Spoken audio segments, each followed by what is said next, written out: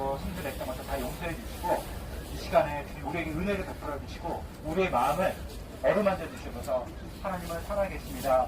주님께서 우리 안에 거하시며 우리 안에서 우리를 진리의 길, 생명의 길, 하나님이 주시는 그 참된 복의 길로 인도하시고 나오니 우리가 주님 앞에 회개하고 주님 앞에 기도합니다.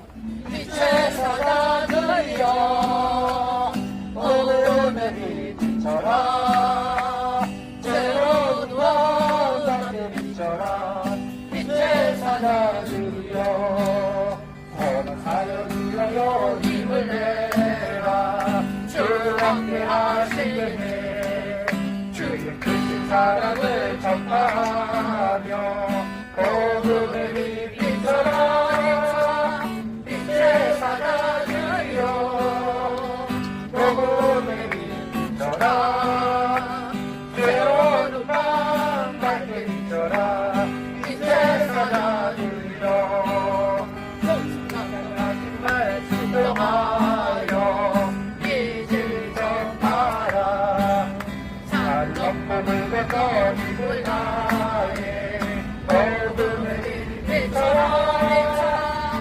빛의 사자들여 복음의 빛 비춰라.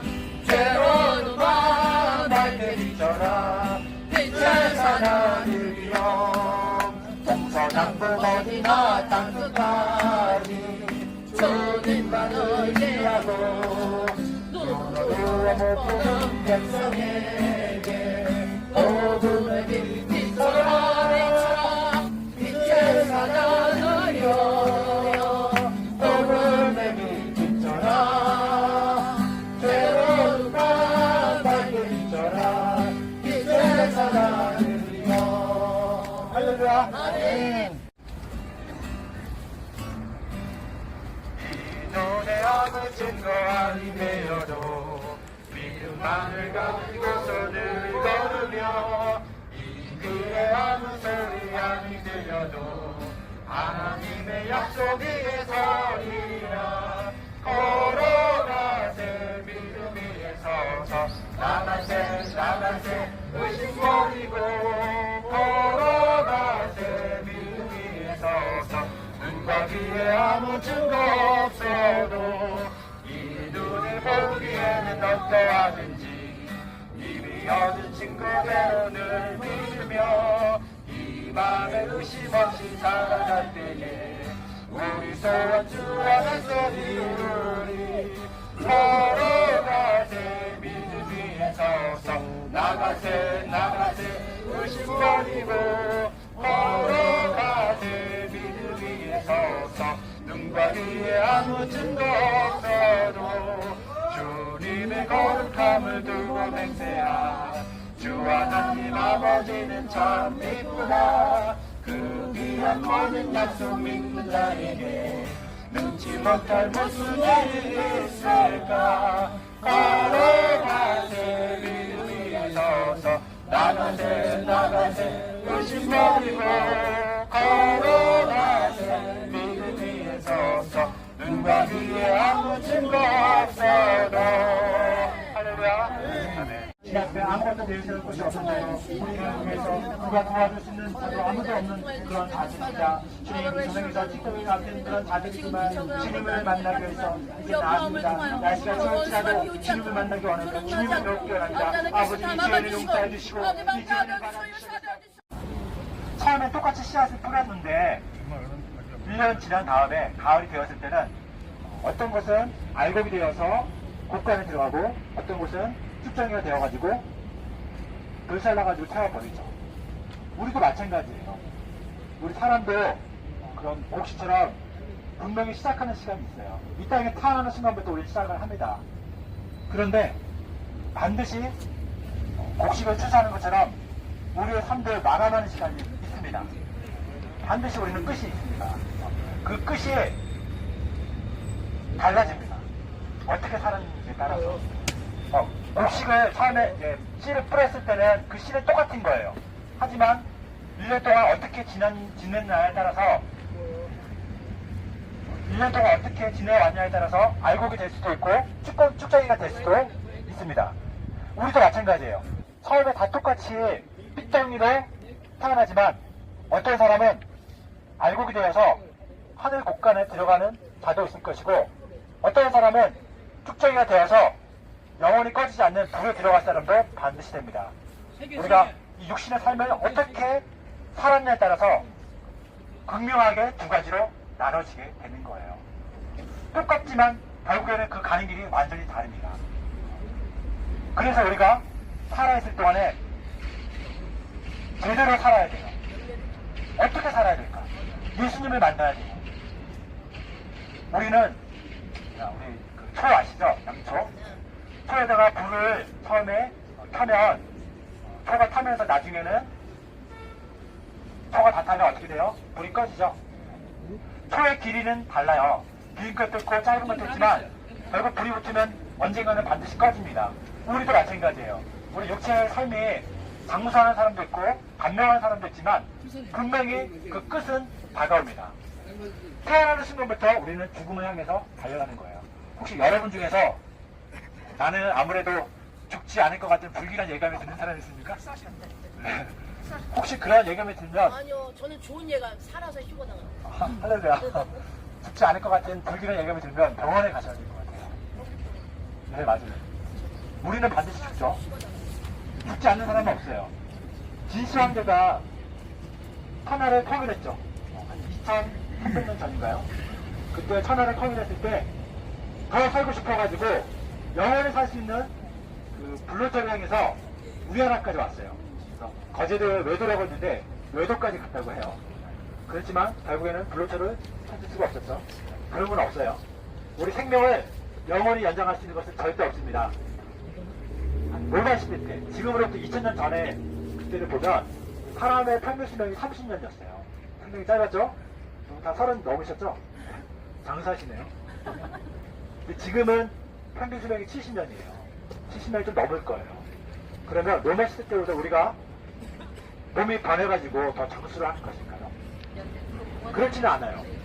그때는 병이나 여러 가지 전쟁이나 자연재해에서 일찍 죽었어요. 일찍 죽는 사람들이 많았기 때문에 평균 수명이 30년밖에 안 하는 거지, 근본적으로 우리의 사람의 노화나 수명 자체가 바뀐 것은 아니에요. 로마 시대 때나 지금이나 사람의 자연 수명은 똑같아요. 단지 지금은 의학이 발달해가지고 병에 걸려도 약을 먹고 또는 병원에 가서 치료를 받아서 수명이 연장된 것처럼 보이지만 절대로 우리가 노화가 덜 되거나 노화가 개선되는 것은 절대 아니에요. 결국 똑같아요. 옛날이나 지금이나 앞으로 갔을 때 우리는 다 죽게 됩니다. 그래서 성경에서 말하기를 전도서 7장에 이렇게 말하고 있어요. 잔치집에 가는 사람보다 초상집에 가는 사람이 훨씬 현명하다. 왜냐면 잔치집에 가면 재밌게 파티하고 놀 수 있고, 여러분도 사실 술 좋아하죠. 술 마시면서 즐길 수가 있지만 초상집은 그렇지 않아요. 초상집에 가면 뭘 느끼죠? 모든 사람이 가는 길이 다 똑같구나, 다 죽는구나, 어떻게 살아야 될까, 그거에 대한 지혜를 얻게 돼요. 그래서 현명한 사람은 초상집을 간다고 얘기를 합니다. 우리가 죽는 것을 알아야지 내가 어떻게 살아야 되는지 그런 것들을 깨달을 수가 있고 지혜를 얻을 수가 있습니다. 성경은 죽음에 대해서, 죽음 이후에 대해서 분명히 말하고 있어요. 세상에서는 죽음 이후에 대해서 명확히 말하고 있는 것이 없어요. 그냥 죽음의 끝이다. 그렇기 때문에 육체가 있을 동안은 잘 즐기자, 이게 사람들의 생각이에요. 하지만 하나님은 분명히 말하고 있습니다. 죽음 이후에 심판이 있다, 말씀하고 있습니다. 우리 1번 제가 질문을 읽으면 여러분들이 답을 읽으면 됩니다. 2번 개인 역사의 종말은 무엇입니까? 시작. 육체적 죽음으로 끝납니다. 우리 히브리서 9장 27절 같이 한번 읽어볼게요. 시작. 한번 죽는 것은 사람에게 속하는 것이요 의인에는 심판이 있으니. 네. 여기 보면 한 번 죽는 것, 한 번 죽는 것이 뭐죠? 육체의 죽음. 그렇죠. 네, 육체의 죽음이죠. 우리 육체의 죽음은 정한 거예요. 피할 수가 없어요. 나는 죽지 않을 것 같아 라고 해도 하나님이 정해놨기 때문에 반드시 죽습니다. 근데 그 후에는, 그 후가 뭐죠? 육체의 죽음 후에. 네, 맞아요. 육체 죽음 이후에는 뭐가 있다고 했어요? 하나님의 심판. 심판이 있다고 했죠. 이 심판은 뭐냐면 내가 육체가 있을 동안에 행했던 모든 행동, 말, 그리고 그 생각들, 그 모든 것에 대해서 하나님은 정확하게 심판을 합니다. 세이빙이나 아웃이냐. 심판이는. 내가 행하는 모든 것들이 다 사라질 것 같지만 다 기록이 되고 있어요. 여러분들의 마음속에 있는 생각까지도 기록이 되고 있는 거예요. 사람이, 심리학자가 말하기를 사람이 가장 두려워하는 게 뭐냐면 남한테 비난받는 것을 가장 두려워한다고 해요. 남이 여러분들을 비난하면 어떻게 해요? 바로 좋대요. 욕하면서 막 싸우려고 하죠. 예. 죽일 놈 살릴 놈 하면서 입을 역사적으로 찢어놔요. 죽이려고 하죠. 다시 못하게 입을 찢어놔요. 비난받는 것을 가장 두려워하고 싫어해요. 비난하는 게 좋아. 비난 못하게 입을 찢어. 사람들이 심판받는 것을 상당히 두려워해요. 사람들한테 비난받고 멸시받는 것이 가장 두렵기 때문에 자살하기도 합니다. 그런데 우리가 죽음 이후에는 반드시 자살했잖아. 사람들과 또 천사와 그리고 전지전능하신 하나님 앞에 반드시 그 행위대로 심판을 받습니다. 그렇기 때문에 그 심판 때가 정말 무서운 거예요. 사람들 앞에서도 비난받고 너는 죄인이야. 나의 행위가 다 드러나고 하는 것들이 부끄럽고 가장 괴로운 것인데 살아계신 하나님 앞에서 심판을 받는 것은 정말 무시무시한 것이에요. 그렇기 때문에 여러분들은 하나님의 심판대 앞에 가서 한번 판결 받아볼 거야. 그렇게 하시면 안 돼요. 여러분들이 피할 수 있다면 심판대를 피해야 돼요. 심판을 피할 수 있는 사람은 없어요. 그렇기 때문에 무서운 거예요. 2번 육체적 죽음이란 무엇입니까? 같이 한번 읽어보겠습니다. 시작. 육체와 영혼의 분리요. 전도서 12장 7절 시작. 흙은 여전히 땅으로 돌아가고 영혼 그것을 주신 하나님께로 돌아가기 전에 기억하라. 육체적인 죽음이라는 것은 호흡이 끊기는 것이 육체의 죽음이죠. 하지만 성경은 더 정확하게 말하기를 우리 육체와 영혼이 분리되는 것, 그것은 죽음이라고 말하고 있습니다. 전도서 12장 7절을 보니까 흙은 여전히 땅으로 돌아가고 이렇게 말하고 있는데 흙은 뭐냐면 우리 육체를 말하는 거예요. 우리 사람의 육체도 흙에 있는 성분하고 똑같아요. 70개의 원소로 이루어졌는데 흙에 있는 성분하고 전혀 다르지가 않아요. 그렇기 때문에 내가 죽으면 영혼이 분리가 되면 육체는 흙으로 돌아가서 다 썩어서 사라집니다. 하지만 그 영은 사라지지 않아요. 어떻게 된다고 했죠? 네. 하나님께로 돌아간다고 말하고 있죠. 육체는 죽으면 흙으로 가지만 영은 하나님이 지었기 때문에 하나님 앞에 반드시 돌아갑니다. 가서 하나님 앞에서 심판을 받게 되는 거예요. 그 심판은 누구도 피할 수가 없어요. 우리 행위를 가지고 우리 행위뿐만 아니라 생각, 그리고 내가 말했던 것들, 그 모든 것을 판단받기 때문에 그렇기 때문에 하나님 앞에 서는 그 심판이 무섭고 두렵고 힘이 떨리는 것이에요. 갓난 아기라 할지라도 갓난 아기는 하나님을 모르잖아요. 하나님을 모르는 것조차도 심판을 받는 거예요. 그래서 무서운 거예요. 그래서 심판을 받지 않기 위해서 우리 행위로는 그 심판을 면할 수가 없잖아요. 그래서 예수님의 피의 공로가 필요한 거예요. 예수님의 피를 가지고 있으면 그 피로 나의 행위와 나의 죄가 다 가려지기 때문에 그 심판대 앞에 서지 않는 거예요. 그 심판을 건너뛰는 거예요. 이스라엘 백성이 출애굽하기 전에 6월절 그런 사건이 있었는데 어린 양을 잡아서 그 피로 문설주에 발랐어요. 그 문설주에 피를 발른 그 안에 들어가면 그들은 자기의 생명을 보존할 수가 있었어요. 마찬가지예요. 하나님의 심판대 앞에는 누구든지 그 무서운 심판을 피할 수가 없는데 예수님의 피를 가지고 있으면 그 심판을 넘어가게 되는 거예요. 심판을 안 받아도 돼요. 나의 행위로 죄고 또 내가 말한 그 죄, 또 내 생각으로 품은 죄들, 그 모든 죄에 대해서 내가 사함을 받기 때문에 하나님의 심판을 넘어가게 되는 거죠. 그렇기 때문에 누구든지 예수님의 피가 필요한 것이고 예수님의 피를 믿어야 되는 것이고 그 피를 의지해야 되는 것이에요. 왜냐하면 하나님의 심판이 무섭기 때문에. 은사는 내가 노력해가지고 착한 일을 해가지고 주는 것이 아니라 하나님의 일방적으로 그 믿음을 보시고 회개한 자에게 주시는 선물이에요.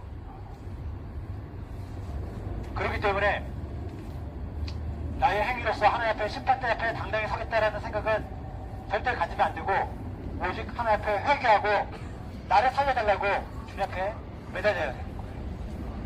그러면 하나님의 선물을 받습니다. 하나님의 은사는 우리 주 예수 그리스도 안에 있는 영생입니다. 그 영생을 여러분들이 반드시 소유하기 원합니다. 영생을 받고 싶으면 받고 받기 싫으면 안 받아도 되겠다. 절대 안 그렇습니다. 지금은 보이지 않기 때문에 내가 뭐 영생이 없고 그냥 둘째 삶을 한번 던져봐야지 라고 말할지 모르겠지만 나중에 하나님의 심판대 앞에서는 절대로 돌이킬 수가 없어요. 무섭다고 도망갈 수가 없어요. 반드시 그 죄의 대가를 치러야 되는 것입니다. 그렇기 때문에 내가 육체가 있을 동안에 회개하고 하나님의 은사를 반드시 힘입어야 되는 것이죠. 4번 성도의 죽음은 무엇입니까? 시작.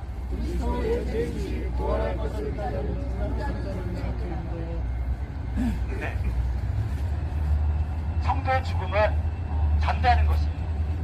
잠을 잘 때 어떻죠? 어때요? 편해요? 안 편해요? 잘 못 자나요? 잠을 잔다는 것은 뭐냐면 편히 쉰다는 거예요. 내가 낮에 괴롭고 힘들고 또 춥고 배고프고 어렵고 했던 모든 것들은 다 잊어버리고 그런 것들 전혀 생각 안 나고 편히 쉬는 것을 잠자는 것이라고 말하는 거예요. 그래서 내가 죽으면 성도들이 죽으면 그 육체의 모든 슬픔과 고통과 괴로움들은 다 잊어버려요. 어떤 사람이 예수 믿는 사람이 좀 일찍 죽었어요. 우리가 볼 때는 저 사람 참 안 됐다. 더 살아가지고 더 재밌게 삶을 좋아했을 텐데 일찍 삶을 마감했으니까 불쌍하다라고 여길지 모르지만 그 영혼은 참 기뻐요. 왜냐면 편히 쉬니까. 더 이상 이 땅에서의 그 수고와 괴로움들, 힘든 것들 경험할 필요도 없고 추위와 배고픔도 없어요. 아픔도 없어요. 너무 편해요. 우리는 불쌍하게 볼지 모르지만 그 개인은 그 죽은 성도는 너무너무 행복한 거예요. 낙원에 가서 편히 쉽니다. 언제까지? 예수님이 재림하실 때까지 편히 쉬면서 육체의 모든 수고를 다 잊어버리는 것입니다. 그게 바로 성도의 죽음이에요. 그래서 예수님 그 성도는 죽으면 잠자는 상태와 같습니다.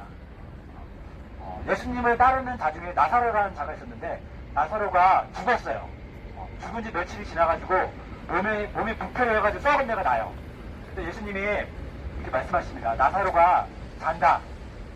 사람들은 아니에요. 죽었습니다. 라고 말하지만 예수님은 잔다라고 말하고 있습니다. 또 야이로라는 회당장이 있는데 야이로의 회당장님의 딸이 죽었어요. 예수님은 그 죽은 것을 보고 잔다 라고 말해요. 사람들은 비웃죠. 죽은지 아니까. 하지만 예수님은 우리 죽은 성도들의 그 상태를 잔다라고 표현합니다. 왜냐면 모든 슬픔과 고통들을 다 잊어버리고 주님 재림하실 때까지 평안히 쉬고 있는 상태이기 때문에 고린도전서 15장 10절 같이 한번 좀 읽어볼까요? 시작. 그러나 이제 그리스도께서 죽은 자 가운데서 다시 살아나사 잠자는 자들의 첫 열매가 되셨도다. 여기에 나와 있죠. 죽은 자 하면서 잠자는 자들이라고 말하고 있습니다. 예수님은 먼저 부활하셨고 죽은 자들은 성도 중에서 죽은 자들은 잠자는 상태가 되어 있다가 예수님이 다시 오실 때 그때 부활합니다. 새로운 신령한 몸을 가지고서 부활을 합니다. 불신자는 어떨까요? 불신자도 편안히 잘까요? 불신자들은 죽는 순간부터 쉬는 것이 아니라 그때부터는 고통의 시작이에요. 너무너무 고통스러운 거예요. 저는 이제 죽은 사람들을 많이 안 봐가지고 잘 모르겠는데요.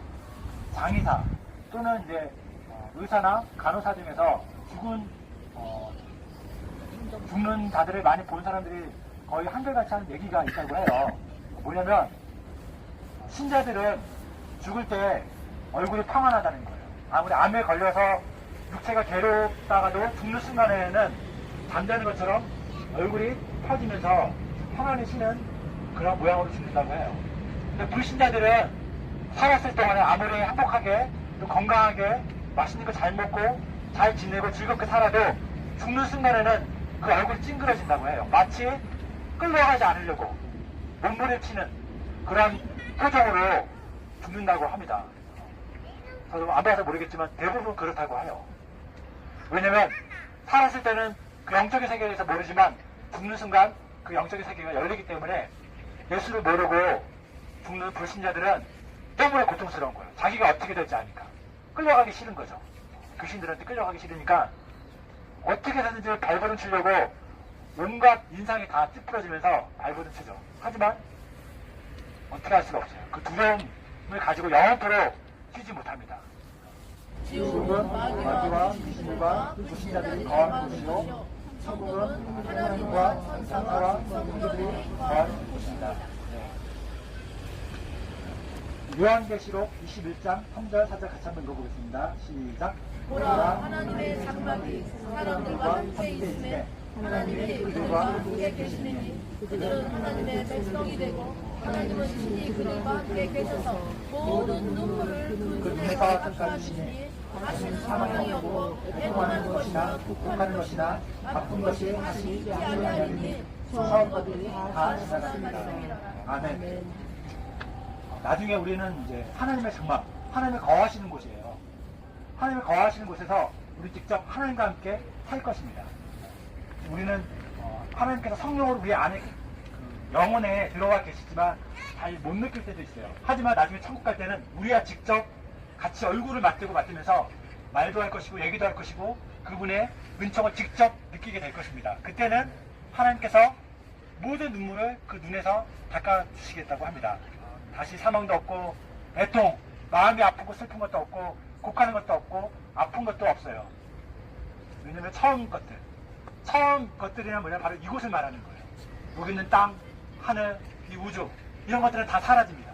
다 불못으로 다 들어가 버리고 이제는 하나님과 새 땅에 하나님이 만들어 놓으신 그 아름다운 처소에 들어가는 것입니다. 그게 바로 우리의 믿음이에요. 주님이 약속하셨습니다. 믿는 자에게 새 하늘과 새 땅으로 인도하시겠다. 아멘. 주가 한 번 죽은 육체는 어떻게 됩니까? 시작. 신자는 생명의 부활을 하고 불신자는 심판의 부활을 하게 됩니다. 요한복음 5장 20절 같이 읽어보겠습니다. 시작. 선한 일을 한 자는 생명의 부활로 악한 일을 한 자는 심판의 부활로 나오리라. 우리는 이제 죽으면 육체가 사라져요.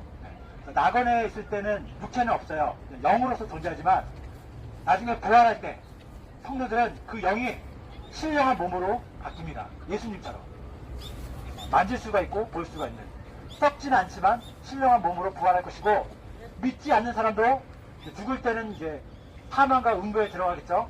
그러다가 마지막에 심판 때 그들도 부활을 할 것입니다. 그때는 심판의 부활로 가겠죠.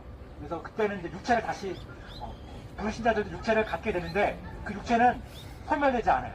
그 육체를 가지고서 영원토록 불못에서 그 가장 큰 고통을 느끼면서 심판을 받게 되는 것입니다. 요한복음 5장 29절 같이 한번 읽어보겠습니다. 시작.